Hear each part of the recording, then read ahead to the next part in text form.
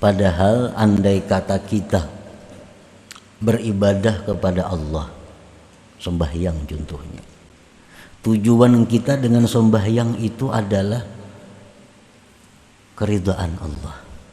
Itu aja sebutin. Allah ridha kepada kita. Allah ridha kepada kita. Nah, bila Allah itu ridha kepada kita, segala kebaikan-kebaikan dicurahkan kepada kita. Segala kebaikan dicurahkan kepada kita. Kalau kita mengambil yang ridha ini. Nah, jadi alangkah ruginya kalau kita beribadah karena makhluk, beribadah karena mengharap surga. Karena bila dua itu kita akan dapat keridhaan Allah. Bila kita beribadah ini karena ridha Allah, kedua-duanya kita dapatkan. Dunia otomatis dapat, surga otomatis dapat. Makanya tadi dicontohkan oleh beliau, orang yang beribadah karena dunia, orang beribadah karena surga, itu kal himar, seperti himar. Himar itu pintarlah. Kal himar, seperti himar. Para muhibbin rahimakumullah, man amila lillah wa billah nalal qurba minallah wastahaqqa bimartabati abdillah. Man amila lillah, barang siapa beramal beribadah karena Allah. Ini beribadah ini mencari keridhaan Allah, yang lain kada tahu urusannya. Ini beramal itu kadang-kadang ada masuk huzuzun nafsi, ada masuk kepentingan diri. Ini yang merusak ikhlas. Bagaimana caranya kita mengetahui amal ini ada masuk kepentingan diri?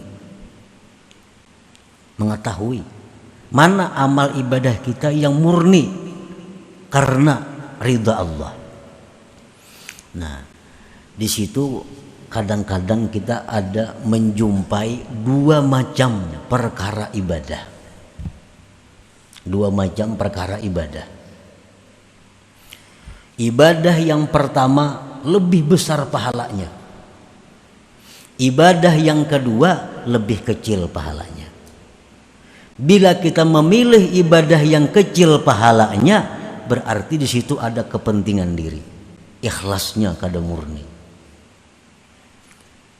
Bila kita mengutamakan ibadah yang besar pahalanya, kita tinggalkan ibadah yang kecil pahalanya, berarti kita mementingkan keridhaan Allah ngarannya. Kita ambil contoh umpamanya. Ini ada orang maulah masjid, memerlukan dana. Dananya misal 10 juta. Ini kita sumbang berpahala. Berpahala ini. Ini perbaikan masjid memerlukan dana 10 juta. Di saat yang bersamaan ada keluarga kita yang sedang sakit, membutuhkan dana untuk berobat 10 juta juga. Pahalanya tentu lebih besar menolong manusia ini. Pahalanya lebih besar kita mengobati nanggaring ini, duit 10 juta itu. Kalah kita pahalanya untuk merihab, memperbaiki masjid tadi. Nah, apabila kita ini cenderung, kita ini ingin menggunakan duit ini untuk masjid itu, kita biarkan yang sakit ini sakit, berarti ibadah kita itu kadang mencari keridhaan Allah. Ada kepentingan nafsu di situ masuk. Karena kita menyumbangkan masjid ini diumumkan orang, si anu menyumbang 10 juta. Menyumbang nanggaring, siapa mau makan adalah di masjid mau makan, gak ada. Nah, di situ kita diuji. Setiap dua ibadah yang bertentangan, satu pahala lebih besar, bila kita melaksanakan pahala yang lebih kecil, di situ karena Allah, karena ada kepentingan nafsu. Nah, para muhibbin rahimakumullah, man amila lillah, barang siapa beramal karena Allah, wabillah, dan dengan Allah. Ini beramal mencari keridhaan Allah, Dan inya pun sadar kawa ba'amal itu karena ditolong oleh Allah, wabillah ngarannya. Jadi ba'amal ini karena Allah. Amun merasa seseorang nang ba'amal kada jadi napa-napa amalnya, itu ujub ngarannya. Ujub tuh ihbatul amal, menggugurkan amal.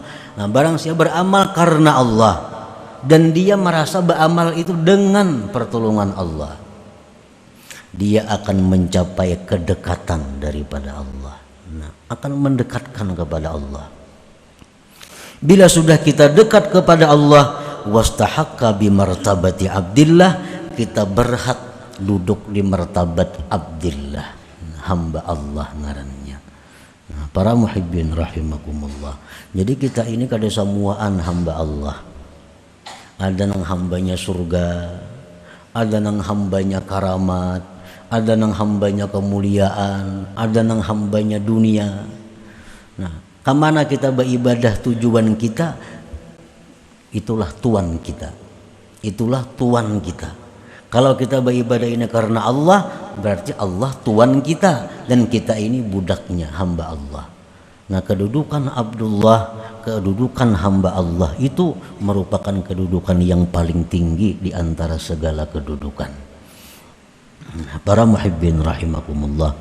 Jadi kesimpulannya bahwa setiap kali kita melakukan ibadah, maka tujuan kita dengan ibadah itu hanya satu, ialah keridhaan Allah.